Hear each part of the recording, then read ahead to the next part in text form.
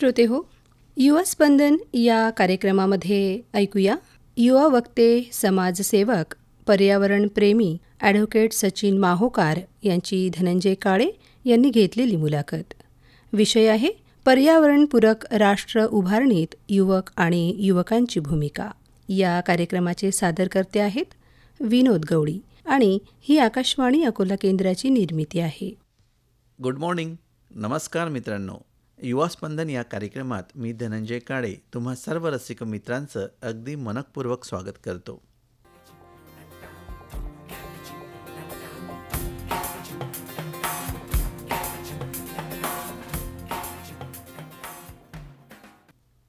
मित्रांनो, युवक म्हणजे उमलत्या कळीचं कोवळं हास्य. युवक म्हणजे नव्या ऊर्जेचा अथांग सागर. युवक म्हणजे बदल घडवण्याची प्रेरणा.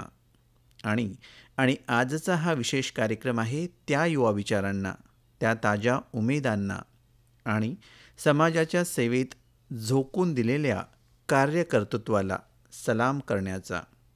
मित्रांनो, आपल्या समाजात प्रकाश देणाऱ्या दिव्याप्रमाणे काही व्यक्ती असतात. ते फक्त स्वतःचं आयुष्य उजळवत नाहीत, तर असंख्य जीवनांना दिशा दाखवतात. अशाच एका समाजसेवकाची प्रेरणादायी कहाणी. चला तर मग, स्वच्छतादूत, स्वच्छता मित्र पुरस्कार प्राप्त आणि राज्यस्तरीय युवाभूषण पुरस्कार प्राप्त युवा मित्राला आज आपण भेटणार आहोत. त्याची ओळख त्याच्याकडूनच आज आपण करून घेणार आहोत. आजच्या युवा स्पंदन कार्यक्रमासाठी मी सर्व रसिक श्रोत्यांचं या ठिकाणी मनपूर्वक स्वागत करतो आहे. आणि माझा परिचय असा आहे की मी सचिन रामेश्वर माहोकार, अकोला रोडवरती कोट तालुक्यामध्ये माझं देवरी छोटंसं गाव आहे, जे देवाची देवरी म्हणून प्रसिद्ध आहे. आणि या गावावरून मी प्रवास सुरू केला आणि माझं शिक्षण 10वीपर्यंत माझ्या गावात झालेलं आहे, नवयुग विद्यालय देवरीमध्ये. आणि पुढील शिक्षणासाठी मी अकोटला गेलो. अकोटला श्री शिवाजी शिक्षण संस्थेचं श्री शिवाजी महाविद्यालय आहे, त्यामध्ये BComची पदवी प्राप्त केल्यानंतर पुढील शिक्षण मी अकोला ठिकाणी घेतलं आहे. बरं, तर सचिन, तुझं आपल्या युवा स्पंदनमध्ये पुन्हा एकदा पुनश्च मी स्वागत करतो.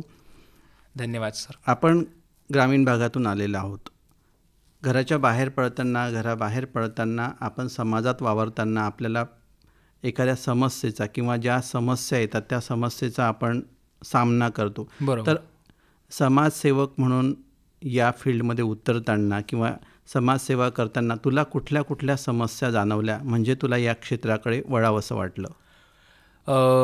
पहिल्यांदा मुख्य प्रवाह म्हणजे या क्षेत्राकडे वळण्याचा असा की बालवयातच तरुणांना जे मार्गदर्शन पाहिजे ते मार्गदर्शन मला झालं. आचार्य वेरुळकर गुरुजी आहेत, त्यांनी संस्काराचं रोपटं रोवलं आणि संपूर्ण महाराष्ट्रभर संस्कार शिबिरं चालली. त्या संस्कार शिबिरामध्ये काय शिकवलं जाते, तर त्या संस्कार शिबिरामध्ये तरुणांनी स्वावलंबी असलं पाहिजे आणि त्याच्यानंतर आपली स्वच्छता असेल किंवा पर्यावरण जागृती असेल, वेगवेगळे संस्काराचे विषय शिकवले आणि माझा प्रवास त्या ठिकाणून समाजसेवेचा सुरू झाला. बरं, तू राष्ट्रधर्म युवा मंच संघटन महाराष्ट्र राज्य विदर्भ प्रांताचा अध्यक्ष म्हणून काम करतोस. बरोबर. तर याबाबत तू काय सांगशील? मला असं वाटलं की समाजसेवा करत असताना ही एकट्याचं काम नाही. आणि मोठे मोठे महापुरुष झालेले, गांधींनी सुद्धा सांगितलेलं आहे की जर तुम्ही संघटना केली तर तुम्ही मोठे व्हाल.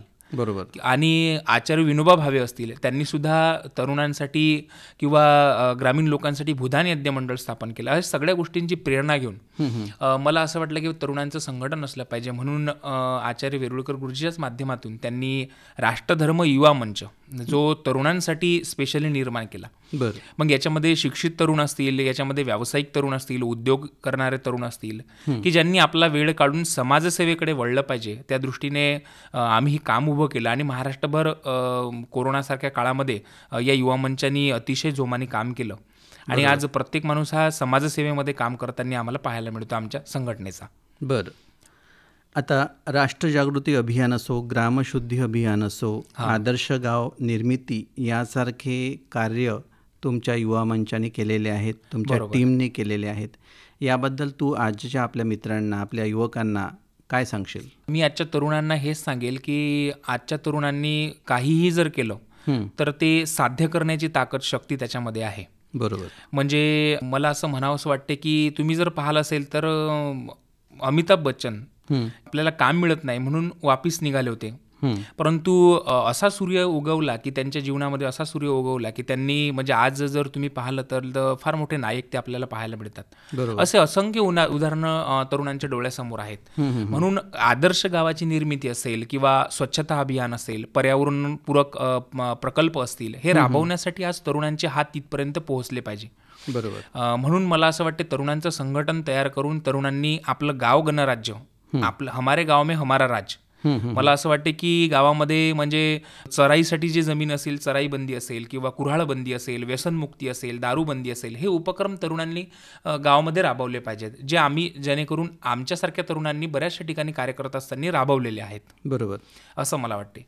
आता तुझ्या बोलण्यातून प्रत्येक वेळी स्वच्छता अभियान हा शब्द आम्ही ऐकतोय. बरोबर. तर स्वच्छतेचा थेट संबंध आपल्या आरोग्याशी असतो. आपण पाहतो ग्रामीण भागात विशेष करून स्वच्छतेचा अभाव आढळतो. हो. तर या संदर्भात तुमचे उपक्रम कुठले आणि तू या संदर्भात कसं काम केलेलं आहे, तुमच्या टीमनी या संदर्भात कसं काम केलेलं आहे? हा एक फार मोठा म्हणजे टर्निंग पॉईंट म्हणेल मी सर. काय झालं, जेव्हा मी महाविद्यालयामध्ये होतो तेव्हा राष्ट्रीय सेवा योजनेशी माझा संबंध आला. बरं. जे तरुण घडवण्याचा कारखाना आहे आणि स्वच्छतेशी त्या तरुणांचा थेट संबंध येतो. राष्ट्रीय सेवा योजना ही तरुणांना स्वच्छता वगैरे शिकवते आणि मीही त्याच्यामध्ये घडलो.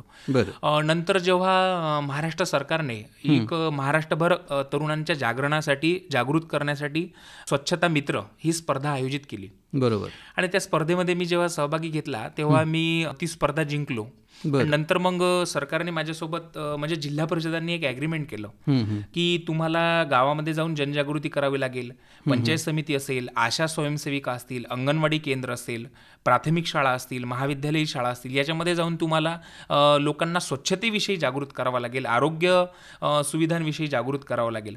आणि नंतर मी त्या कामामध्ये इतकं झोकून गेलं की मला त्या म्हणजे स्वच्छता मित्र असेल किंवा स्वच्छता दूत असेल असे पुरस्कार सुद्धा सर मिळालेले आहेत. बरं. आता गावोगावी स्वच्छता जनजागृती करताना आपल्याला कुठल्या कुठल्या अडचणी आल्यात आणि त्या तुम्ही कशा सॉल्व्ह केल्यात? मुळात स्वच्छता हा विषय थेट आपल्या आरोग्याशी संबंधित आहे. ज्या ठिकाणी अस्वच्छता असेल त्या ठिकाणी निश्चितच रोग उत्पन्न होतात, हा विधिलिखित सिद्धांत आहे.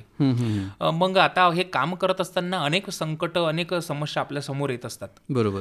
परंतु या संकटातून आपण कसे सामोरे जाल, तर बऱ्याच वेळा असं घडते की आपण लोकांना म्हणजे सांगायला गेलो की ते लोक ऐकत नाहीत. किंवा म्हणजे मला इव्हन या ठिकाणी असं सांगायचं आहे की आम्ही हागणदारी मुक्ती एक हातामध्ये घेतलं होतं. बरोबर. की बा हागणदारी मुक्त गाव झालं पाहिजे, हागणदारी मुक्त जिल्हा झाला पाहिजे, देश झाला पाहिजे, म्हणून काय काम करायचं. तर आम्ही पथनाट्याची एक थीम समोर आणली आणि लोकांना पथनाट्याच्या माध्यमातून लोकांना सांगितलं की उघड्यावर जर आपण शौच केला तर त्याच्यापासून किती मोठे आजार आपल्या आरोग्याशी जडतात. बरोबर. आरोग्य, लहान मुलांचं आरोग्य खराब होण्यामागचं जे सगळ्यात मोठं कारण असेल ते असेल उघड्यावर शौच करणे.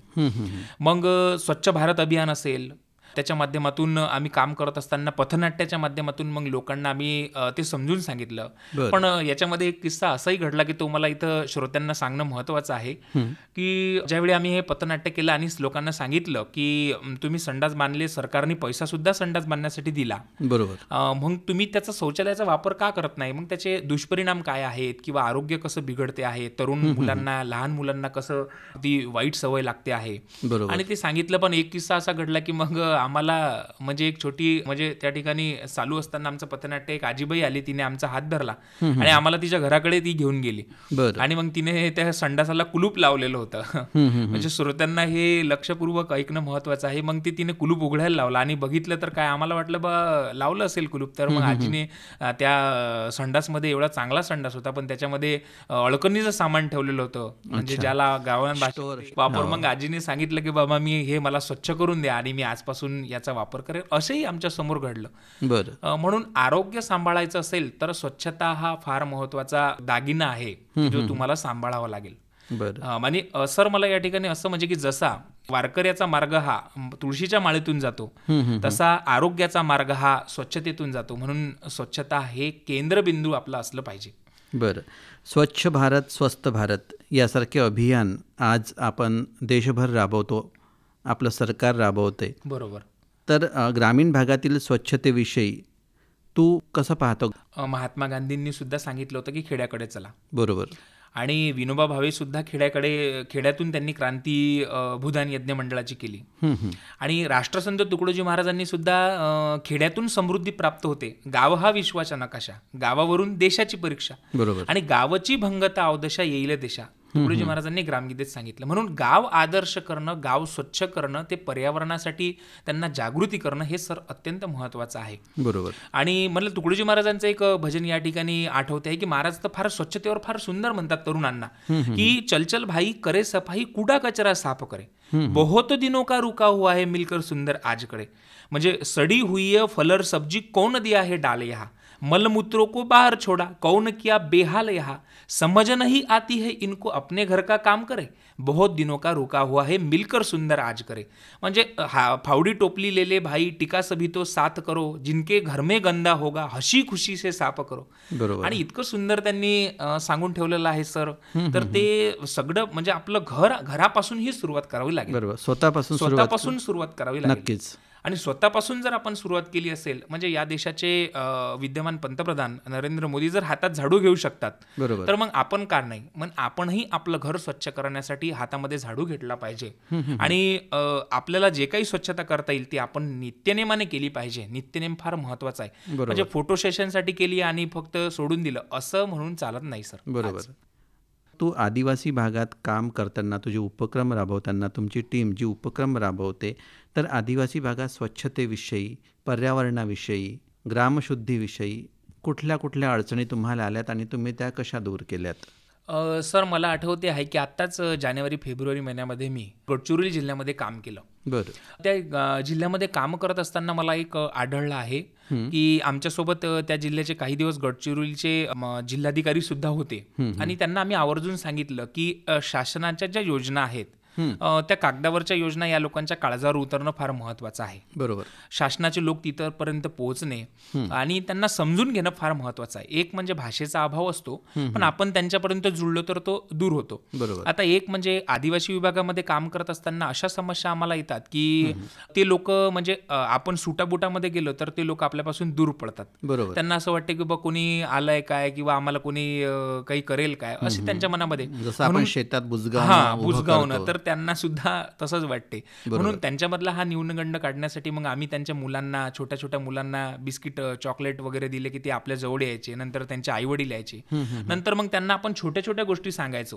बरोबर. की आम्ही कुपोषणाचं प्रमाण त्या ठिकाणी पाहिलं, त्याच्यावर सरकारचा खूप मोठा भर आहे, परंतु ते लोक सुद्धा तिथपर्यंत पोहोचत नाही हेही आम्हाला म्हणजे त्या ठिकाणी जाणवलं. की अंगणवाडी जर असेल तर तिथं भरपूर प्रमाणात सकस आहार मुलांसाठी येतो किंवा त्यांच्या आरोग्य तपासणीसाठी डॉक्टर उपलब्ध असतात, पण हे लोक सुद्धा त्या ठिकाणी पोहोचत नाहीत. म्हणून असंही आम्ही पाहिलं बऱ्याच ठिकाणी. बरोबर. म्हणून त्यांना तिथं पोहोचवण्यासाठी आम्ही त्यांच्या छोट्या छोट्या मुलांना म्हणजे प्रात्यक्षिक करून दाखवले की त्यांचे केस कापल्या गेले पाहिजेत, स्वच्छ धुतल्या गेले पाहिजेत, रोज आंघोळ करताना साबण वापरलं गेलं पाहिजे, बरोबर, आपले नख स्वच्छ असले पाहिजेत, आणि नंतर नीटनेटके कपडे कसे घालायचे, ते स्वच्छ कसे असले पाहिजेत, असं सगळ्या गोष्टींचं प्रात्यक्षिक सर आम्ही त्यांना दाखवलं. अच्छा. आणि छोट्या छोट्या इव्हन म्हणजे अशा बऱ्याचशा समस्या आमच्या पुढे होत्या की आता काय करावं, पण त्यामधून पर्यायी मार्ग निघाले आणि ते लोक आमच्यापर्यंत जुळत गेले.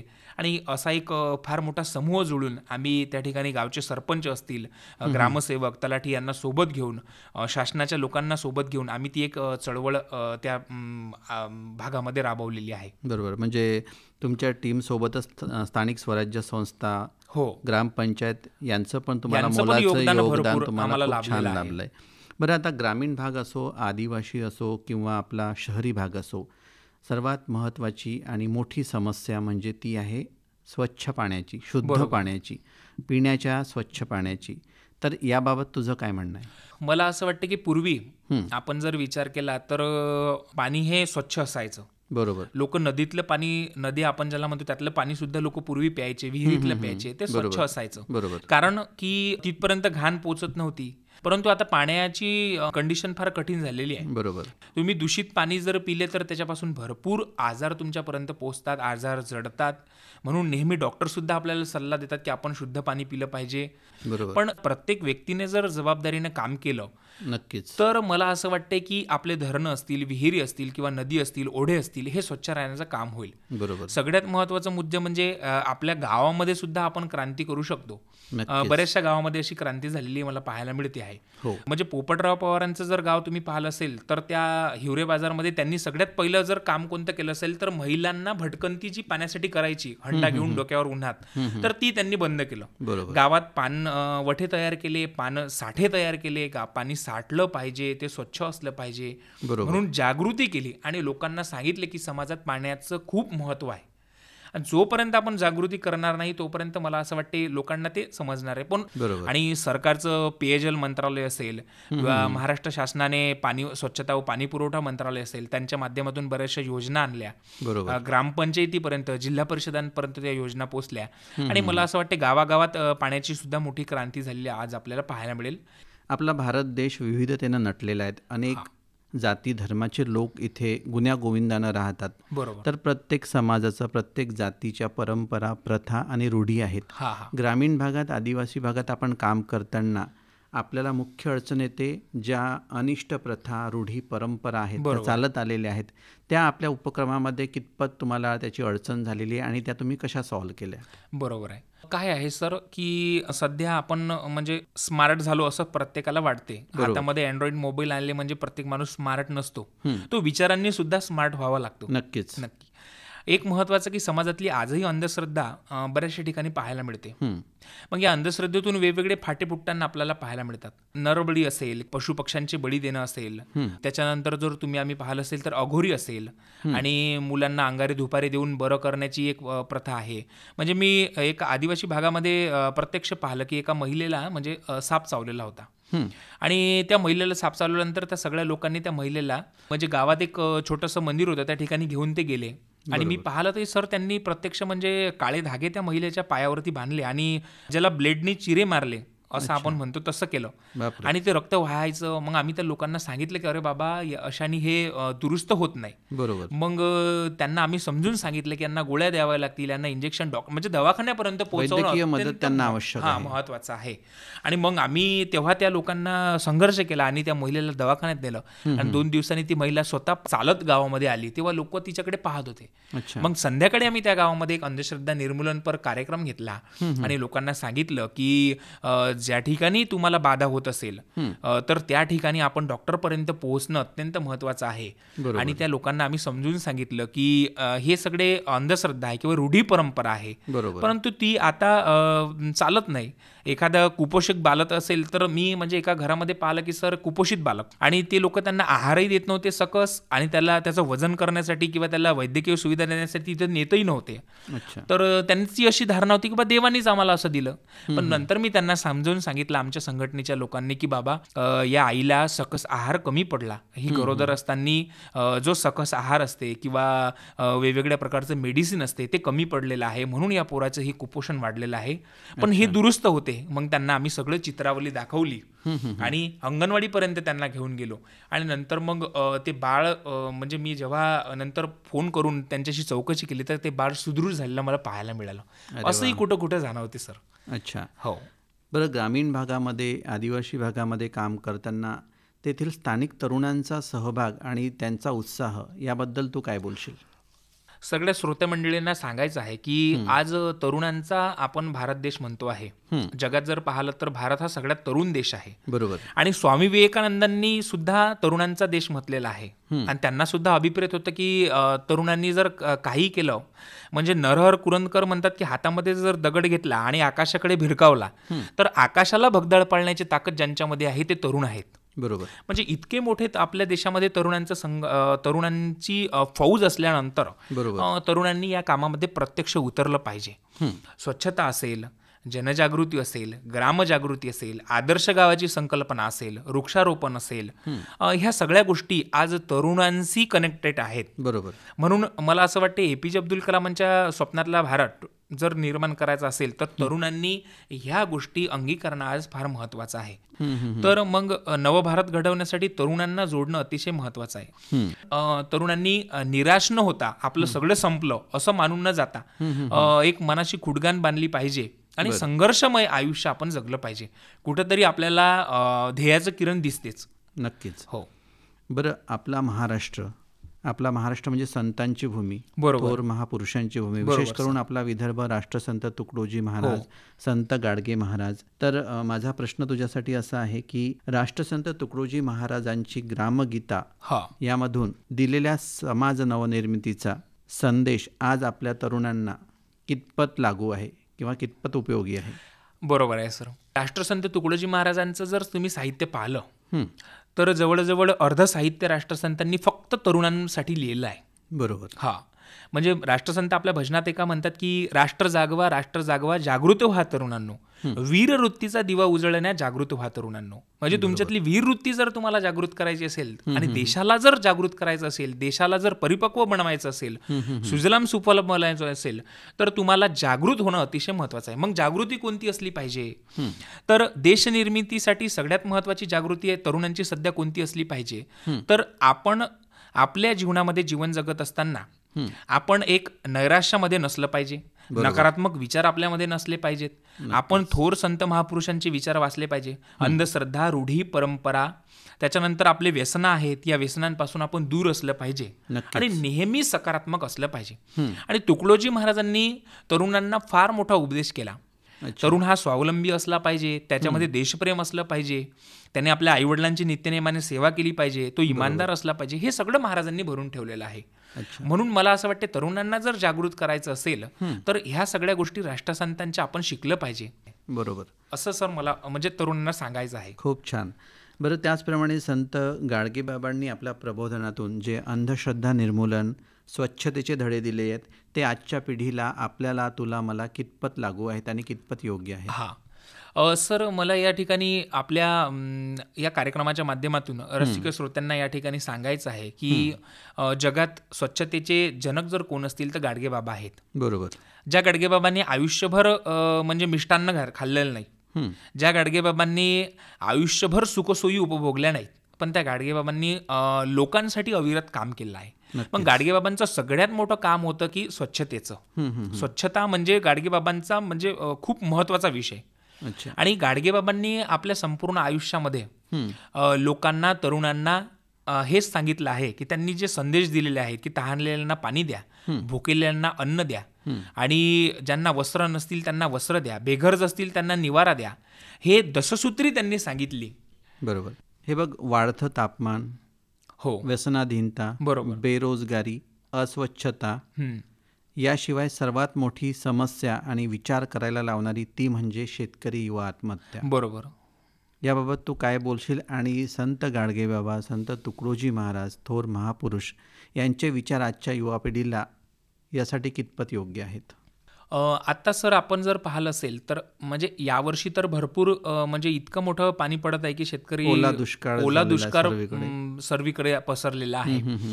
दुसरा महत्वाचा मुद्दा की राष्ट्रसंतांनी ग्रामगीतेमध्ये एक ओवी लिहून ठेवली फार सुंदर, की कच्चा माल मातीच्या भावे, पक्का होताची चौपटीनं घ्यावे, याने कैसे सुखी व्हावे, ग्रामजन पिकवणी ते उपाशी. म्हणजे पिकवणारा जर ग्रामनाथ, जो म्हणजे ग्रामनाथ ही संकल्पना राष्ट्रसंतांनी मांडली. मग ग्रामनाथ कोण असेल तर म्हणजे पायात घालण्याची चप्पल बनवणारा सुद्धा ग्रामनाथ आहे. बरोबर. एवढंच नाही तर तुमचं आरोग्य तपासणारा सुद्धा ग्रामनाथ आहे.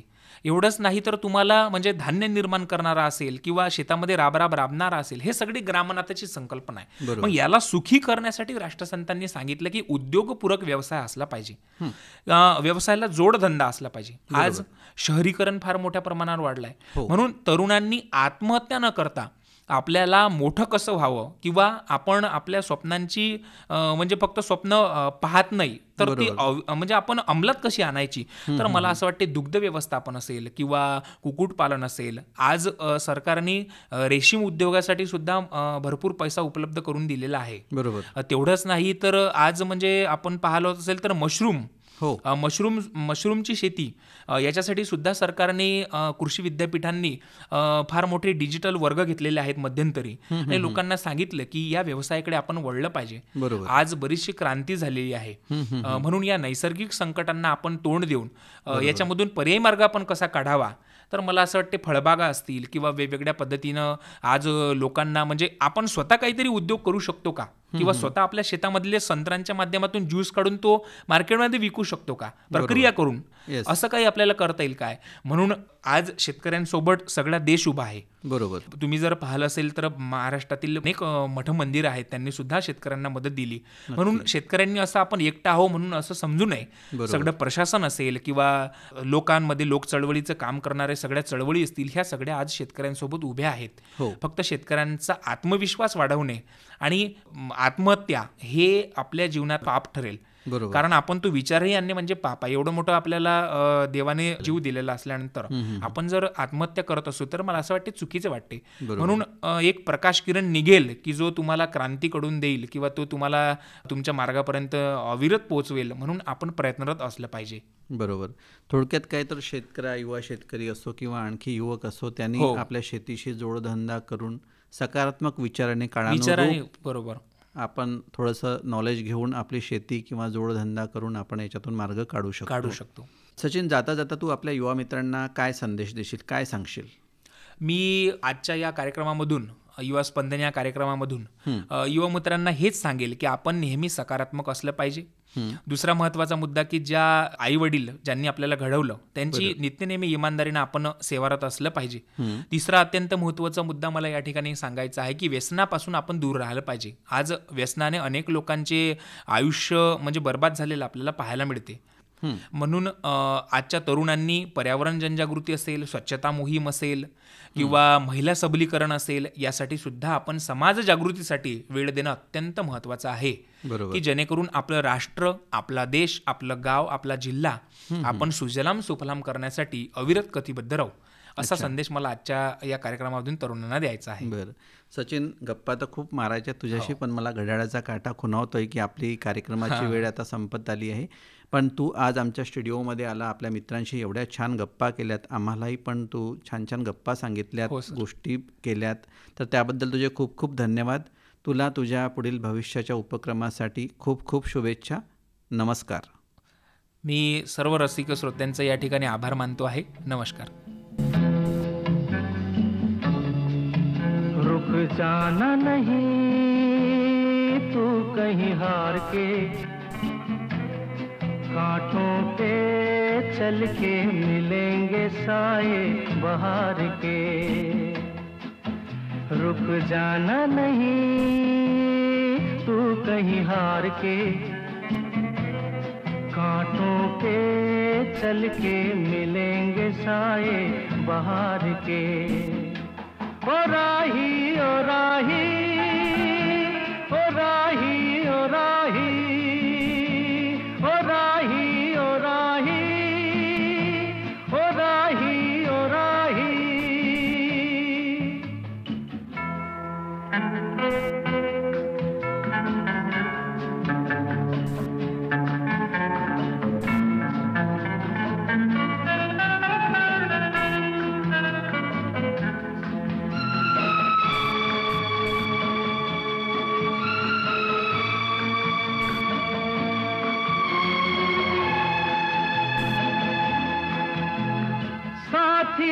कारवां है ये तेरा इम्तिहान है, साथी न कारवां है ये तेरा इम्तिहान है. यूं ही चला चल दिल के सहारे, करती है मंजिल तुझको इशारे. देख कहीं कोई रोक नहीं ले तुझको पुकार के. ओ राही ओ राही ओ राही ओ राही. तेव्हा तुमच्या रेडिओ मित्राला धनंजय काळेला आता निरोप द्या. पुन्हा भेटूया अशाच एका नव्या मित्रासह, नव्या विषयासह. तोवर आनंदी रहा, स्वच्छ रहा, स्वस्थ रहा, काळजी घ्या स्वतःची आणि इतरांची, आणि ऐकत रहा फक्त आणि फक्त युवा स्पंदन हा कार्यक्रम आकाशवाणीच्या अकोला केंद्रावरून. नमस्कार. युवा दोस्तांनो, आपण ऐकत होतात युवा वक्ते, समाजसेवक, पर्यावरण प्रेमी ॲडव्होकेट सचिन माहोकार यांची धनंजय काळे यांनी घेतलेली मुलाखत. विषय होता पर्यावरणपूरक राष्ट्र उभारणीत युवक आणि युवकांची भूमिका. या कार्यक्रमाचे सादरकर्ते होते विनोद गवळी आणि ही आकाशवाणी अकोला केंद्राची निर्मिती होती.